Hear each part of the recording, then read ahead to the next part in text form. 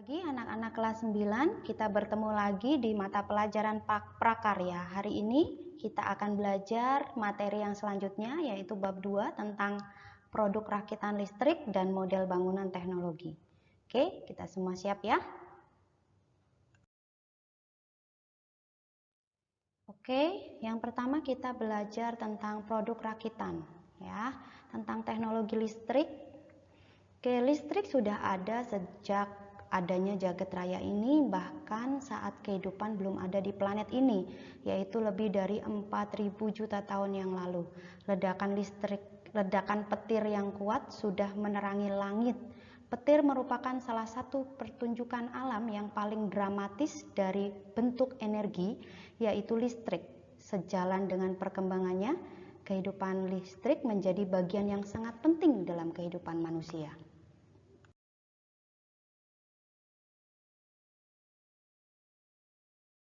Nah, selanjutnya tentang berbicara tentang listrik di rumah. Banyak ilmuwan dan penemu telah bekerja untuk menguraikan prinsip-prinsip listrik sejak tahun 1600-an. Beberapa prestasi penting telah dibuat oleh Benjamin Franklin, Thomas Alva Edison, dan Nikola Tesla. Benjamin Franklin menunjukkan bahwa kilat adalah listrik. Thomas Edison menemukan bola lampu pijar tahan lama pertama kali. Kemudian, begitu listrik masuk ke rumah-rumah, orang mulai berpikir bagaimana memanfaatkannya. Meskipun pada abad ke-20, penemuan dan rancangan listrik yang dianggap peralatan menghemat buruh untuk menjadikan hidup lebih mudah, tetapi hanya lampu listrik dan setrika listrik yang umum ditemukan di rumah-rumah saat itu. Peralatan listrik yang pertama menggunakan kemampuan listrik untuk menghasilkan panas adalah tang pengeriting rambut.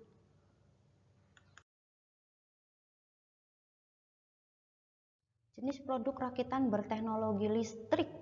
Setrika adalah peralatan elektronik yang digunakan untuk merapikan pakaian. Nah, jenis yang kedua adalah, walaupun jarang digunakan, kompor listrik pada abad ke-19 tidak seperti kompor tradisional, tidak menimbulkan asap, bara yang terbakar, serta abu panas. Pelat panas dapat dihidupkan dan dimatikan, dan suhunya dapat diatur sehingga juru masak bisa lebih mengontrolnya. Terus yang ketiga adalah lampu listrik. Bola lampu ini dinamakan bola lampu pijar karena cara kerjanya. Listrik mengalir melalui sepotong karbon tipis dengan tahanan tinggi, yaitu filamen. Filamen ini menjadi begitu panas sehingga ia berpijar putih. Kalau filamen berpijar di udara, oksigen yang ada di udara akan bersatu dengan filamen tersebut dan dapat menyebabkannya terbakar. Udara dibebaskan keluar dari bola lampu untuk menciptakan ruang hampa udara di sekitar filamen.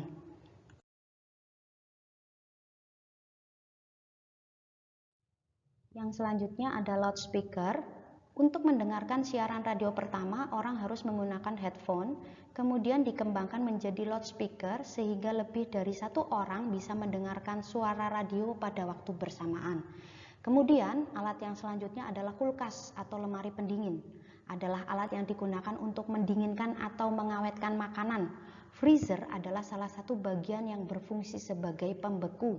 Penutup kulkas juga bisa dimanfaatkan untuk menyimpan barang-barang yang didinginkan atau diawetkan.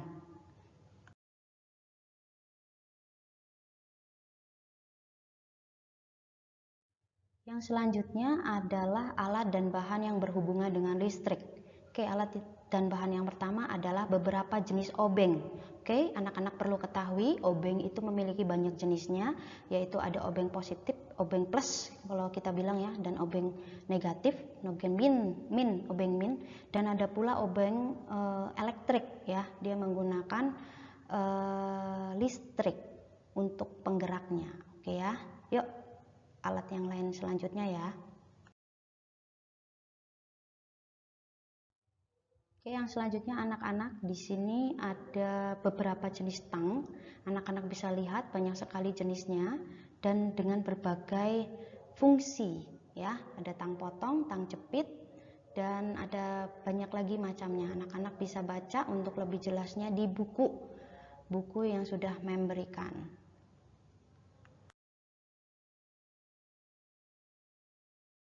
Oke, yang Yang selanjutnya adalah beberapa jenis saklar. Anak-anak bisa lihat beberapa jenis saklar di sini ya, mulai dari yang elektrik atau yang otomatis.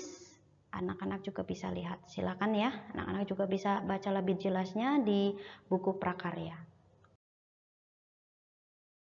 Yang selanjutnya kita akan membuat papan instalasi listrik menggunakan stop kontak.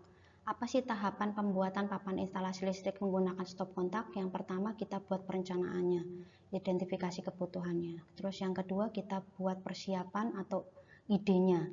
Ya, dari ide ini kita akan dapatkan alat dan bahannya. Mulai di sini kita akan dapatkan ada kardus, lampu, dudukan lampu, terus ada stop kontak ya. Ini yang female. Terus ada kabel, ada solasi kabel, ada stop kontak yang male, terus ada saklar ya, saklar tapi yang bentuknya satuan. Ini bisa dipotong, nah satu saklar yang warna hitam ini kita bisa potong sesuai dengan kebutuhan kita ya. Oke, yang selanjutnya adalah alatnya. Di sini ada obeng plus, obeng minus, ada cutter atau pisau kecil ya, ada gunting anak-anak. Kemudian untuk proses pembuatannya ada di halaman 104 sampai 110. Mem Elisa berharap anak-anak baca terlebih dahulu, oke? Nah, untuk tugas prakarya hari ini, tanggal 10 Agustus, Mem Elisa minta tulislah tanggal di buku prakarya, kemudian tulislah proses pembuatan papan instalasi listrik menggunakan stop kontak yang ada di halaman 104 sampai 110 di buku prakarya dengan rapi. Oke, anak-anak, itu saja. Mem Elisa cuma minta anak-anak pindahkan saja. Kalau tidak salah tidak terlalu banyak, tapi Mem Elisa minta tolong di proses pembuatannya dipindahkan, tolong ditulis dengan rapi, supaya nanti pada saat buku itu dikumpulkan, Mem Elisa dapat melihat catatanmu tentang proses pembuatan papan instalasi listrik ini. Oke ya, jangan lupa dikerjakan, tulis dengan rapi. Itu saja dari Mem Elisa. Mem Elisa senang anak-anak mengerjakan tugas prakarya dengan sukacita hari ini. Kita akan ketemu lagi minggu depan di prakarya. Sampai jumpa. Tuhan Yesus memberkati.